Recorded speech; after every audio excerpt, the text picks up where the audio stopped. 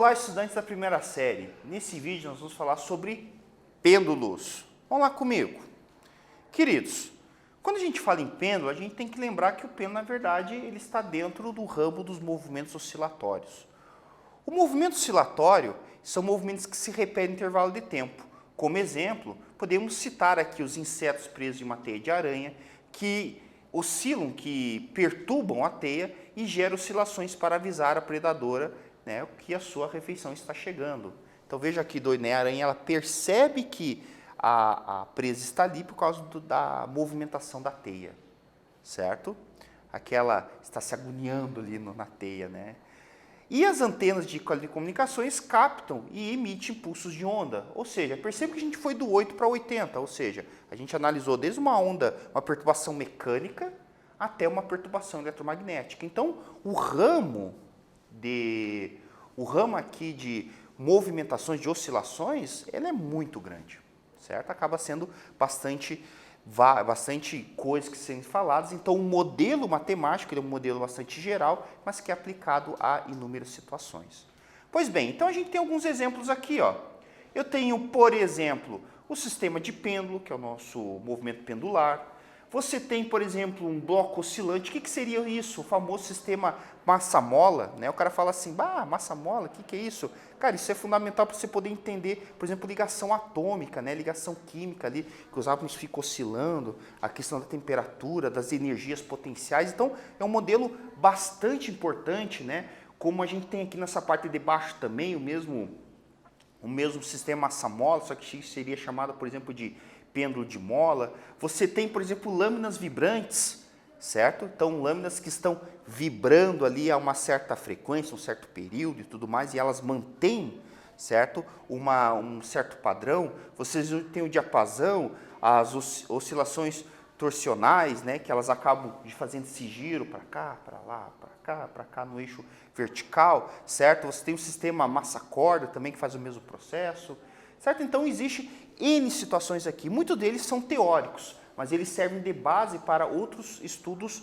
mais aprofundados de física, certo? Aqui nós estamos gerando conhecimento, certo? Muitas vezes sem aquela intenção de saber para que serve, é simplesmente por conhecer. E esse conhecimento pode virar alguma coisa interessante, alguma tecnologia para resolver algum problema, certo? Bem, exemplos musicais, né? Na prática, onde a gente pode ver esses movimentos oscilatórios? A gente falou ali, ó, o diapasão, o velho diapasão que ele emite uma certa frequência muito bem definida, utilizado principalmente para poder afinar alguns instrumentos. Você tem aí a questão do relógio pendular, né, em que a oscilação de um pêndulo marca a posição do tempo que ele está marcando ali, ou seja, com isso eu posso determinar ter um parâmetro de segundo, né, ou de minuto, tantas oscilações será equivalente a um minuto, a um segundo, tantas horas e assim por diante. Nós temos aqui os movimentos instrumentais de corda, como o violino, a harpa, que são cordas vibrantes, ondas estacionárias que acabam emitindo som, certo? Que é literalmente uma onda mecânica. E aí nós temos o nosso objeto de hoje, que é o pêndulo simples. O que ele é? O nome já fala, simples. Simples, um pêndulo simples, que é literalmente uma corda que tem um comprimento, que tem um certo ângulo, a gente chama isso de amplitude, tem uma massa pendular, certo? E esse pêndulo, ele acaba oscilando para frente, para trás, né, indo para a direita, esquerda e assim por diante, mantendo sempre o mesmo padrão de ângulo envolvido ali, certo?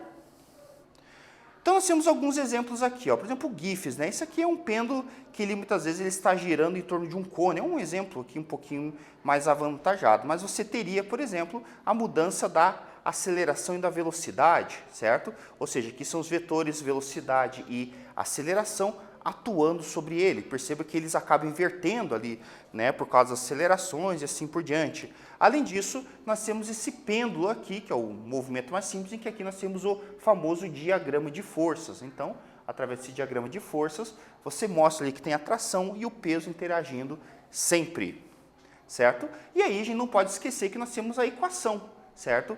A equação que ela seria período, que é o tempo de uma oscilação, é igual a 2π raiz de L sobre G, ou seja, T é igual a 2π raiz de comprimento pela a gravidade. Lembrando que essas amplitudes elas sempre têm que ser pequenininhas, certo? Nesse vídeo nós falamos sobre pêndulos. Espero que vocês tenham gostado. Até breve.